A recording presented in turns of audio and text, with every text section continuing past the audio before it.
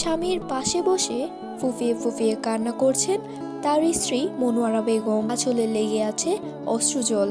চারিদিকে দেখেছেন অন্ধকার। এই যুগে এসে এরকম স্ত্রী কার কপালে জুটে। বিভিন্ন সময় সামাজিক যোগাযোগ মাধ্যমে দেখা যায় স্ত্রীর চাহিদা পূরণ করতে না পারলে রাস্তাঘাট মানুষের ভিড়ে লাঞ্ছিত করে স্ত্রী। আবার বিচ্ছেদের এক বুক যন্ত্রণা নিয়ে পথে ঘাটে হাজারো পাগলের দেখা মিলে। তবে কক্সবাজার শহরের ফাথেরগোনা এলাকায় আমরা এর ভিন্ন রূপ দেখতে পাই। স্বামী আব্দুল্লাহর হঠাৎ জ্বর আসে, সারা শরীর ফুলে যায়। ডাক্তারের কাছে নিয়ে গেলে জানা যায় স্বামীকে বাঁচানো অসম্ভব। দীর্ঘদিন ধরে কিডনি জটিলতা ভুগছেন স্বামী। আব্দুল্লাহ স্ত্রী মনোয়ারা বেগমকে কর্তব্যরত ডাক্তার বলেন, আপনার স্বামী এখানে বাঁচতে পারবেন না, আপনি তাড়াতাড়ি চট্টগ্রাম নিয়ে যান।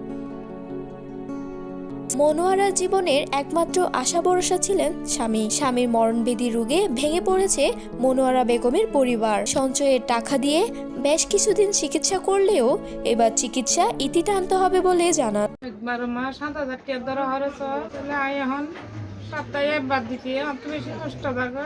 আই না ভারী এখন এত টিয়া পয়সা কিছু নাই, ব্যক্তি হারাই বেলাই, সম্মত হারাই বেলাই। শুধু জামাইরে বাঁচাই পারলে বলি আই ওনারা কিছু বিকেছে, ওনারা চাইলে অনেক কিছু সাহায্য করলে জামাইরে বাঁচাই পারছো। ভালোবাসার প্রমাণ দিতে অনেকেই হাফ ছাড়িয়ে পড়ে, কখনো লাঞ্ছিত, কখনো কান্নার রোলে বিচ্ছেদ যন্ত্রণা নিয়ে কাজী অফিস থেকে বেরিয়ে যায়। আবার বেশি ভালোবেসে পাগল হয়ে পথে ঘুরে। কক্সবাজার শহরের ফাতেরগোনা এলাকায় স্বামীর পাশে বসে কান্নায় কান্নায় দেশবাসীর কাছে বাঁচানোর জন্য সহযোগিতা করেছেন মনোয়ারা। দর্শক, আপনারা বেশিরভাগ সোশ্যাল মিডিয়ায় বিচ্ছেদ ও ভালোবাসার গল্প শুনেন, তবে আজ শুনবেন স্বামীকে বাঁচাতে তার সহধর্মিণীর আর্তনাদ। স্বামীর জীবন ভিক্ষা চেয়েছেন আব্দুল্লাহ ও মনোয়ারা দম্পতি, সহযোগিতার হাত বাড়িয়ে দিন।